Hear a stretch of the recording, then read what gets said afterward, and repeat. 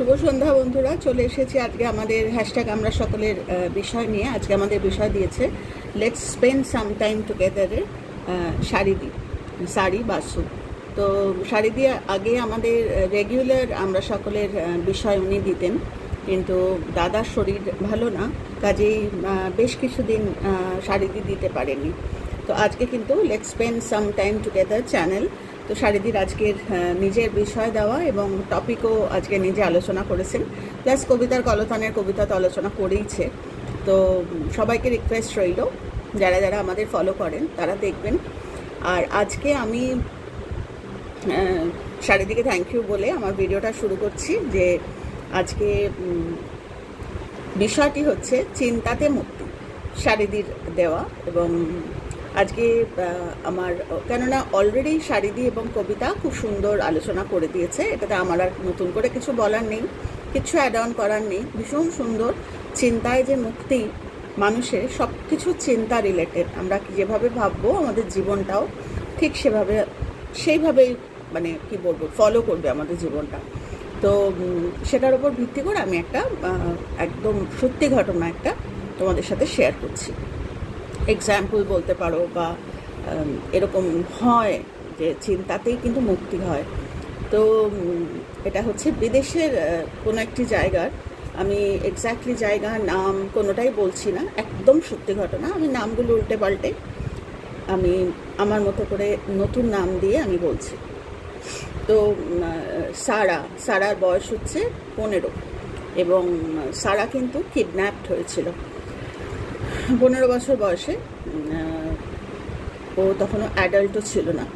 তো বাড়ির সামনে থেকে ও কিডন্যাপ হয় এবং বছর 17 কেটে গেছে, এবং ওখানকার পুরো পুলিশ ফোর্স কিন্তু লেগেছিল খুঁজে বের করার জন্য, কিন্তু পারেনি।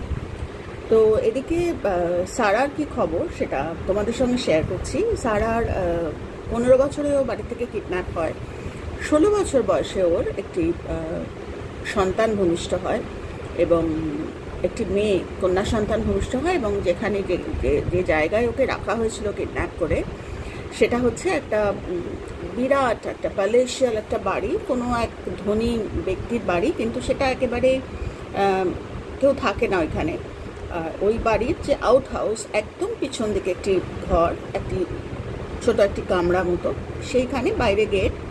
এবং ওই 17 বছর আজকে যখন গল্পটা মানে যখন ব্যাপারটা বেরিয়েছে, তখন 17 বছর কেটে গেছে। তো এটা আমি আগের কথা বলছি, যে 15 বছর বয়সে ও কিডন্যাপ হয়েছিল, এবং 16 বছর বয়সে ওর মেয়ে হয়। যে কিডন্যাপ করেছিল সে হচ্ছে মেল নার্স, তো বাড়িতে আসা যাওয়া ছিল। এবং যে মেল নার্সের কথা বলছি তার অনেকটা বয়স, এবং বাড়িতে ওই বিভিন্ন রকম ব্লাড স্যাম্পলস, তারপরে বিভিন্ন রকম জিনিস নেওয়া বা এই সমস্ত সার্ভিস দেওয়ার জন্য ও আসতো, এবং ওর নজরে পড়েছিল সারা। তো সারাকে কিন্তু একদিন স্কুল ফেরত ওকে কিডন্যাপ করে এই মেল নার্স, যে ডেভিড। তো ডেভিডের তখনই বয়স ছিল প্রায় নানা করে 47-48। তো এখনকার বয়স আমরা হিসেব করেই নিতে পারি।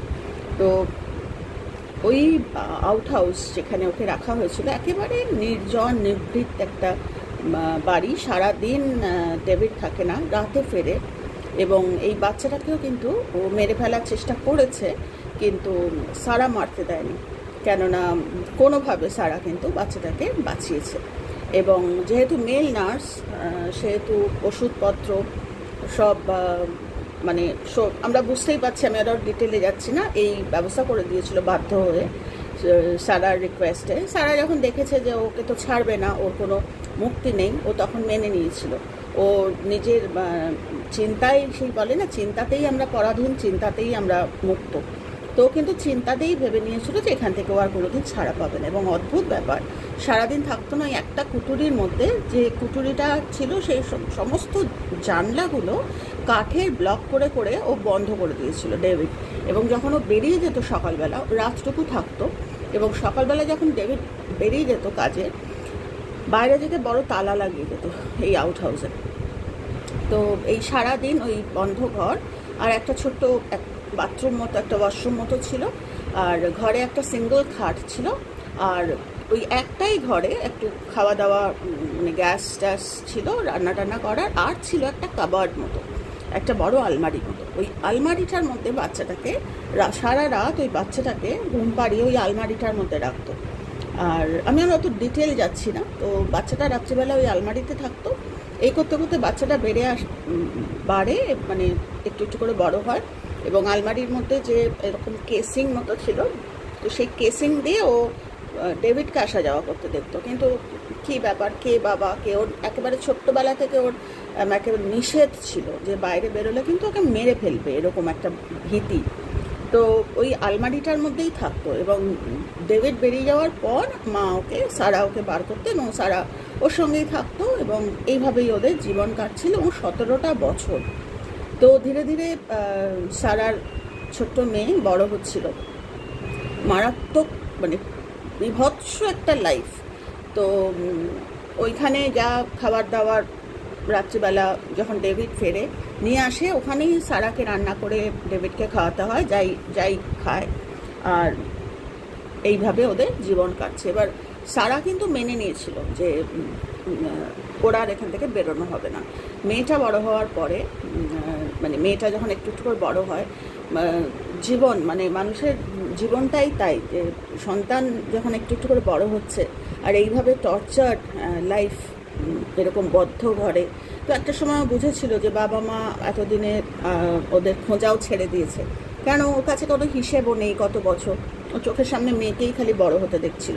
যেই রাত হয় অমনি আলমারির মধ্যে ঢুকিয়ে দেয়, আবার সকালবেলা আলমারি থেকে বাচ্চাকে বের করে আনে। তো যাই হোক এইভাবে, এবং বাইরে ঘরে কোনো টিভি কিচ্ছু নেই, মানে বাইরের জগতের সঙ্গে একেবারেই সমস্ত সম্পর্ক ছিন্ন।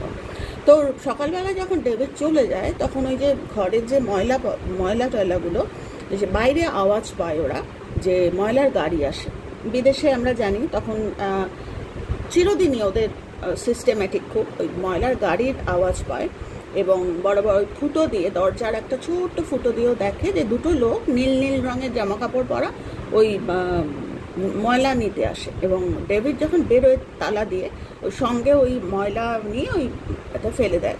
তো একদিনের কথা মানে 17 বছর এইভাবে কেটে গেছে। তো একটা দিন ওরকম রাত্রিবেলা জিনিসপত্র নিয়ে আসে, তাতে খাবার দাবারও থাকে, ওষুধপত্রও থাকে, সব কিছুই থাকে। তো তার মধ্যে একদিনের কথা, যেদিন একটা প্যাকেটের মধ্যে ওই একটা ভ্যালু, মানে কোনো একটা গাইডলাইন আমরা কোড করি না, ওই ভ্যালু কোডস, সেই ভ্যালু কোডসে ছিল যে মুক্ত হওয়া, বা আমি এই ঠিক এইরকমই একটা ছিল, যেরকম আজকে শাড়িদির দেওয়া টপিকটা হচ্ছে চিন্তাতেই মুক্তি, ঠিক সেরকমই একটা কোড ছিল। কোডটা আমার এক্স্যাক্টলি মনে করতে পারছি না, যে তুমি যদি মনে করো তুমি মুক্ত হতে পারো, বা মানে ইউ ক্যান বি ফ্রি, মানে তুমি, ওইটা সারার মধ্যে মারাত্মক একটা লেখা। ওর চিন্তাটাকে পুরো, ওর বাইরে থেকে কিন্তু কোনো পেপার কিচ্ছু আসে না, যাতে ও জগৎ থেকে নিরবিচ্ছিন্ন, একেবারে বিচ্ছিন্ন থাকতে পারে। কোনো টিভি, কোনো নিউজ পেপার কিচ্ছু নেই। কিন্তু ওই যে কোনো সবজি বা কিছু একটা এসেছিল যেটার পেপারে র্যাপ করা ছিল, পেপারটার মধ্যে ও দেখেছিল ওই লেখাটা। তো যাই হোক, সেদিন থেকে ওকে হন্ট করতে থাকে যে একবার ট্রাই করা। তো যাই হোক, এই করতে করতে ওর মেয়ের সাথে, বাচ্চাটার সাথে ও শেয়ার করে, 15-16 বছরে ওর মেয়ে হয়েছে, মানে একই সঙ্গে ওরা বড় হয়েছে। একটু বড় হওয়ার পরে এই ডেভিডকেও আর পারপাসফুলি দেখতে দিত না মেয়েকে, ইচ্ছা মানে বন্ধই থাকতো। কতবার মেয়ে বলেছে যে আমার দম আটকে আসে, কষ্ট হয়, বলছে না তুমি বেরোলে তোমাকে মেরে ফেলবে, রাত্রিবেলা তোমাকে ওখানেই থাকতে হবে, ওখানেই ঘুমোতে হবে। তো এটাই ওর লাইফ ছিল। এই করতে করতে ওরা ডিসকাস করতে শুরু করে এই মুক্তি পাওয়ার। এই ছোট্ট একটা কাগজ ওর চিন্তাটা চেঞ্জ করে দিল। বলছে না চিন্তাতেই মুক্তি, ও চিন্তাতে প্রথমে মুক্ত হলো, যে আমি, যেটাও ভেবেই ছিল যে আমাকে তো আর কেউ খোঁজে না, আমি তো এখানেই আমার মৃত্যুবরণ করব, কিন্তু মেয়েটাকে বের করার খুব একটা ইচ্ছে ছিল। তো এই লেখাটা ওর চিন্তাতে ওর মুক্তি ঘটায়। একদিনের কথা, যেদিন ও ওয়াচ করতে থাকে ডেভিডের আসা যাওয়ার ব্যাপারটা, যখন ফেরে রাতে, তখন একেবারে মানে ঘুটঘুটে অন্ধকার, তখন কিচ্ছু থাকে না। কিন্তু যখন সকালবেলা বেরোয়, তখন কিন্তু আলোয় আলো চতুর্দিকটা, এবং যখন ও বেরোয় সেই সময়টাই ওই ময়লার ভ্যানটা আসে। একদিনের কথা, যেদিন সত্যি গায়ে কাঁটা দেয় ভাবলে, যে ময়লা টয়লা রেডি করে রেখেছে, যাওয়ার সময় ডেভিড ওটা ফেলে দিয়ে তালা দিয়ে ও বেরিয়ে যায়। এইটাই এত বছরের অভ্যেস। সেই দিন ওর মেয়েকেও আগে থেকে রেডি করে রেখেছিল। কয়েকটা সেকেন্ডের মধ্যে ও ওয়াশরুমে গেছে, ডেভিড ড্রেস আপ করে ও প্যাকেটটা নিয়ে ও বেরিয়ে যাবে। সেই সময়টা ওর ইয়েটা মানিব্যাগের মধ্যে ওর চাবিটা কোনো মতে ও নেয় এবং দরজাটি খুলে মেয়েকে বের করে, ও তো বেরোতে পারবে না, বাচ্চাটাকে যেদিনকার কথা, সেদিন বাচ্চাটার গায়ে ধুম জ্বর। আগের দিন ডেভিডকে বলেছিল, ডেভিড কোনো এই করে না, মানে ওষুধ টষুধ আনা করা, যাই হোক মা খুব জোর করাতে হয়তো ওষুধ এনে দেয়, কিন্তু ডেভিড খুব একটা দেয় না, কেন ও একটা পারপাসে রাত্রিবেলা ফেরে। তো এইটাই হচ্ছে ব্যাপার। তো সেই দিন বাচ্চাটার গায়ে ধুম জ্বর, কিন্তু মা ওকে আদর টাদর করে একদম রাশ জোর মানে ওকে ঠেলা দিয়ে ওকে বের করে দেয়, একেবারে ঈশ্বরের হাতে ছেড়ে দেওয়ার মতো।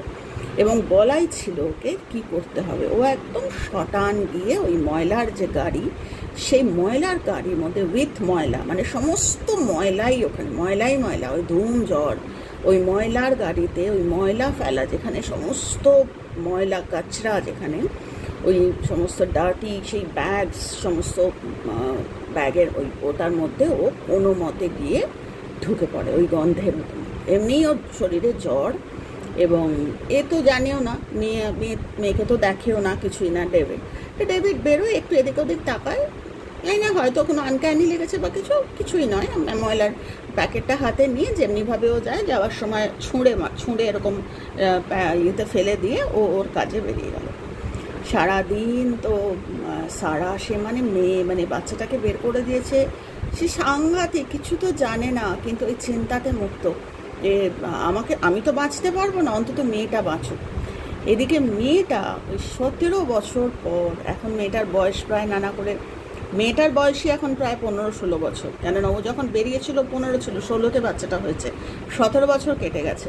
তো যাই হোক, পরদিন যখন ওই ব্যাটে নোংরা, যখন গাড়ি নিজে থেকে এরকম উল্টাচ্ছে, তখন ওই অজ্ঞান হয়ে গেছে, ওর জ্বর, ধুম জ্বর, এবং ময়লার একটা না গ্যাস মানে বেরোয়, আমরা জানি না। তো ওতে না ওর একেবারে সে দম বন্ধ, মানে মারা যাওয়ার মতো অবস্থা। ওই অবস্থায় ও ওখানে পড়াতে, ওখানকার যারা ব্যাগ যেখানে ফেলছে ময়লা, সেখানে আরও অন্যান্য অনেক লরি, মানে অনেক সমস্ত গাড়ি, ট্রাক যারা ময়লা ফেলে, তারা ওই ভ্যাটের থেকে ওকে বার করে, এবং ও তখন কথা বলার মতো অবস্থা নেই। সে সাংঘাতিক, ওকে সাথে সাথে ইয়েতে হসপিটালে নিয়ে যাওয়া হয়, এবং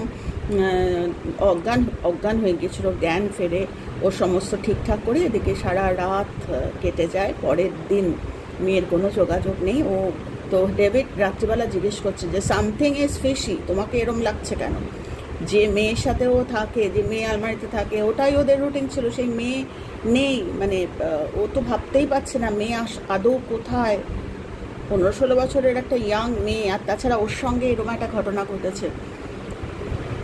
তো যাই হোক, ওকে এই হয়েছে। এবং এদিকে ওর কাছ থেকে সেই সঙ্গে সঙ্গে সমস্ত সাইকোলজিস্ট, পুলিশ থেকে সব লোকজন এসে, মোটমাট অ্যাড্রেস তো জানে না ও, কেন তো আলমারি থেকে বের করে না, তো বারবার ওকে দিয়ে স্কেচ করানো হচ্ছে, যে জায়গাটায় তুমি থাকো, তুমি ফুটো দিয়ে যে দেখতে কি দেখতে পেতে।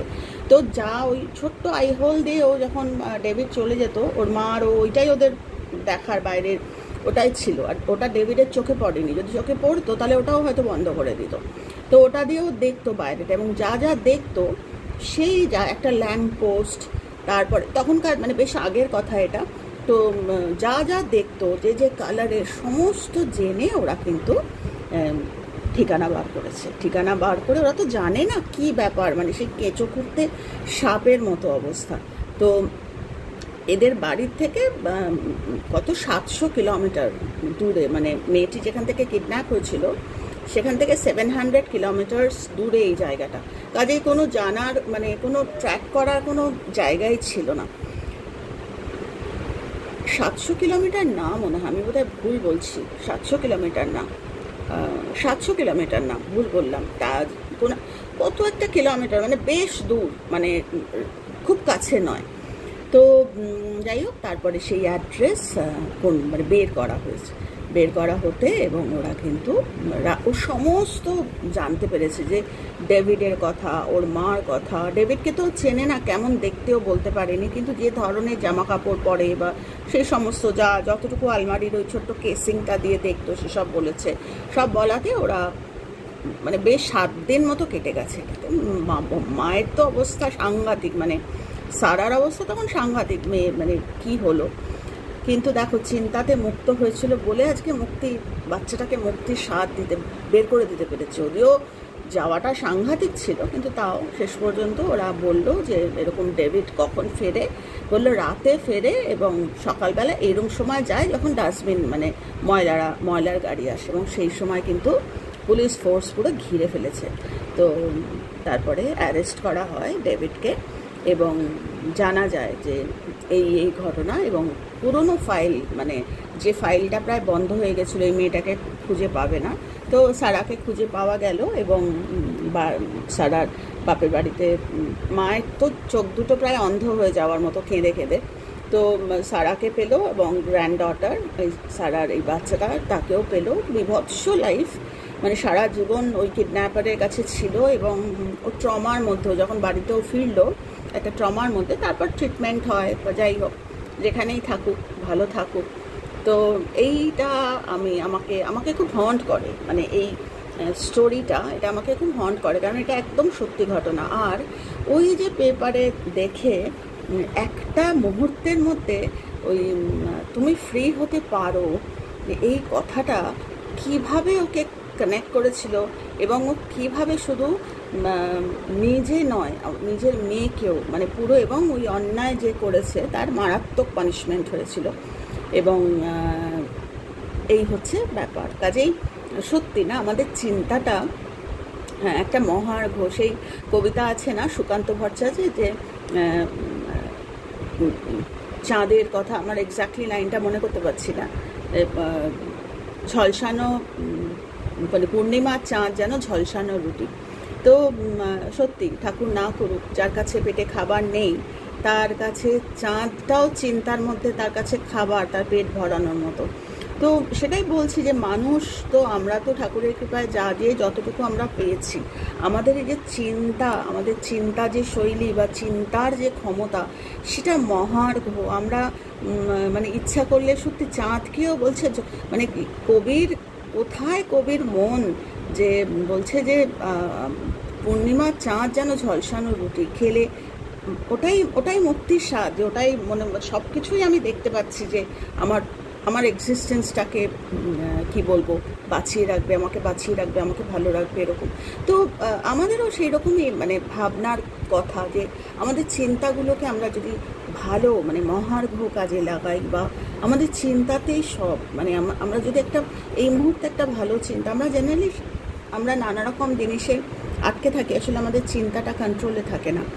তো চিন্তাটাকে যদি একটা কন্ট্রোলে এনে, চিন্তাটাকে যদি আমরা সেই লাগাম দেওয়ার মতো আমরা করতে পারি, তো জীবনটা কিন্তু আমরা অনেক অনেক সুন্দর, মানে এক একটা মানুষের অভিজ্ঞতা, এক একটা মানুষের মানে কি বলবো, সেটা যদি আমরা এই চিন্তার মাধ্যমে, যে কাকে কোন অভিজ্ঞতাটা শেয়ার করলে তার কাজে লাগবে, এরকমভাবে আমরা যদি চিন্তাগুলোকে মানে কি বলবো আন্ডার ট্রেনিং আমরা রাখতে পারি, তো চিন্তা দিয়েই কিন্তু সত্যি শুধু নিজের মুক্তি না, চিন্তা দিয়ে কিন্তু অনেক মানুষের মুক্তি ঘটানো যায়। যে কত মানুষ যারা সুখে আছে, যারা শান্তিতে আছে, তাদের কথা তো কিছু বলার নেই, কিন্তু যারা ভালো নেই, আমাদের চিন্তায় কিন্তু ওষুধ আছে, আমাদের চিন্তাতেই অমৃত, আমাদের চিন্তাতেই আবার সেই খারাপ। আমরা এই চিন্তা দিয়েই কিন্তু সব কিছু করতে পারি, খারাপ ভালো সব।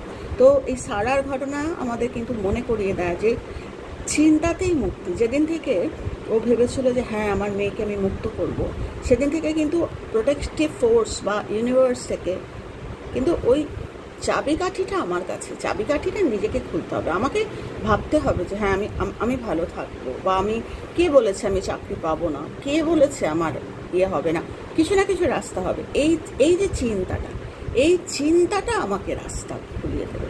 তো ভাবলাম তোমাদের সঙ্গে সারার গল্পটা শেয়ার করি, যে সব সম্ভব এই পৃথিবীতে যদি চিন্তাকে আমরা ট্রেনিং দিতে পারি। তো আমি আবার শাড়ি দিই এবং কবিতাকে থ্যাংক ইউ বলবো যে হ্যাশট্যাগ আমরা সকলে মানুষের একটা মানে আমরা সবাই একই আলোচনা বিভিন্ন অ্যাঙ্গেলে করব, যার যেরকম ধারণা সেভাবে করব। মানুষকে আমরা একটা বার্তা দিতে চাই এইভাবে। তো আমি কোনোদিনই একা খুব একটা করতে চাই না, মানে একা কোনো বড় কাজ হয় না, তাই সবসময় চেষ্টা করি যে সবাইকে নিয়ে যে কাজটাই করব সবাইকে নিয়ে যদি করতে পারি। তো সবার কাছেই আহ্বান রইল যে যাদের চ্যানেল আছে তারা আলোচনা করুক, আর যাদের চ্যানেল নেই তারা টপিক দিক, যেভাবেই হোক ছুঁয়ে থাকা যাকে বলে। তো এটাও একটা চিন্তারই একটা ফরমেশন। আমরা অনেক সময় হাতে কাছে থেকেও আমরা কজেরই থাকি অনেক কিছু, কিন্তু আমরা করি না। আমাদের চিন্তাটা এতটা রেস্ট্রিক্টেড না যে করবো আবার, হ্যাঁ কী হবে, কটা লোক দেখবে। কিন্তু এই যে এই চিন্তার ম্যানিফেস্টেশন মারাত্মক। কোথা দিয়ে চিন্তার ম্যানিফেস্টেশন হবে আমরা কিন্তু জানি না। তাই সৎ চিন্তায় থাকাটা একটা মেসেজ, মানে এই ভালো চিন্তায় থাকা এবং ট্রেন্ড চিন্তায় থাকা, যে না আমি এইভাবে চিন্তা করবো যাতে আমার জীবনটা মানুষের কাজে লাগে। তো যাই হোক, আজকে এইটুকুই বললাম। সারার গল্পটা যখনই আমার ভিতরে মানে আমি যখন ভাবি সারার কথা, যে সারাকে যখন মানে সারা যখন স্কুল থেকে ফেরার সময় সারা চলে যায়, সারা কিডন্যাপড হয়, তখন বাবা মার অবস্থা কী হয়েছিল। কিন্তু নিশ্চয়ই মায়ের চিন্তায় বা বাবার চিন্তায় ছিল যে না সারা ভালো থাকবে বা সারা ফিরবে। নিশ্চয়ই ওরা হতোদ্যম হয়নি বা আশা ছাড়েনি। তার জন্যই হয়তো তাদেরই ট্রান্সেন্ড করে গেছে সারার মধ্যে কোনো একটা কাগজের মাধ্যমে। তো সেই জন্যই বলছি, প্রত্যেকে যদি আমরা ভালো চিন্তায় থাকতে পারি, আমাদের আশেপাশের মানুষগুলোর মধ্যে কিন্তু ভালো চিন্তা ট্রান্সেন্ড হয়। তো যাই হোক, আজকে এইটুকুই বললাম। তোমাদের খুব ভালো থেকো। এরকম সারার জীবন যেন কোনো শত্রুর এরকম না হয়। সবাই প্রোটেক্টেড থেকো, সবাই ভালো থেকো, এবং প্রোটেক্টেড থাকতে গেলে আমাদের ভালো চিন্তায় থাকতে হবে। তো আজকে এটাই মেসেজ দিলাম। খুব ভালো থেকো সবাই, আর ভালো চিন্তায় থেকো।